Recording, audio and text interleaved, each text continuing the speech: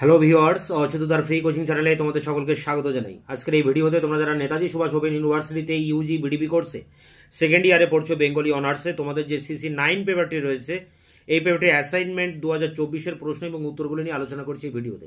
এখানে 10টি প্রশ্ন রয়েছে, 2 নম্বর করে 20 নম্বরের পরীক্ষা।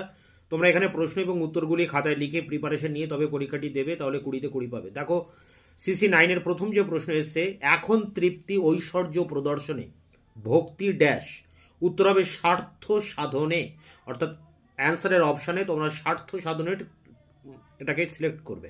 2 দাগ, রবীন্দ্রনাথের চিত্ত যেথা ভয়শূন্য উচ্চ যেথা শির কবিতা অংশটি পাঠ্য কোন প্রবন্ধের শেষাংশে ব্যবহৃত হয়েছে? উত্তর হবে শিক্ষা ও বিজ্ঞান। পরেরটি দেখো, উত্তর রামচরিত নাটকটি কার লেখা? উত্তর হবে ভবভূতি। এরপরে দেখো 4 দাগের প্রশ্ন, সুধীন্দ্রনাথ দত্ত কোন পত্রিকার সম্পাদক ছিলেন? উত্তর হবে পরিচয়। এরপরে দেখো 5 দাগের প্রশ্ন, এনার্কিজম হলো? উত্তর হবে নৈরাজ্যবাদ।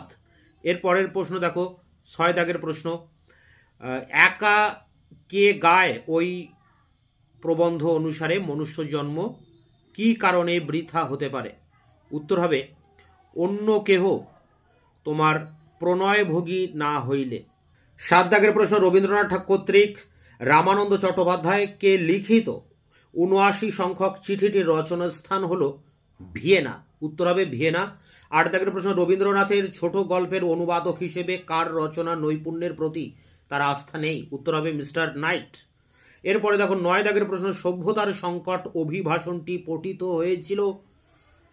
উত্তর হবে রবীন্দ্রনাথের 80তম জন্মদিন উপলক্ষে। এরপরে 10 দাগের শেষ প্রশ্ন, ড্যাশ ব্যতীত জীবন ধারণাটাই একটা বিড়ম্বনা। উত্তর হবে স্বাধীনতা। তো এই ছিল, তোমরা যারা সেকেন্ড ইয়ারে বেঙ্গলি অনার্সে পড়ছো, তোমাদের সিসি 9 পেপারটির 10টি অ্যাসাইনমেন্টের কোশ্চেন অ্যান্সার তোমাদের সামনে তুলে ধরলাম।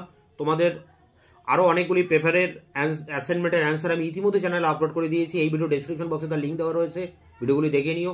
এছাড়া বাদবাকি অন্যান্য পেপারগুলির অ্যাসাইনমেন্টের অ্যান্সার খুব দ্রুত তোমাদের সামনে নিয়ে আসবে। ততক্ষণ চ্যানেলকে সাবস্ক্রাইব করে রাখবে, বন্ধুদের কাছে শেয়ার করবে। ভিডিওটি ভালো লাগলে অবশ্যই লাইক দেবে।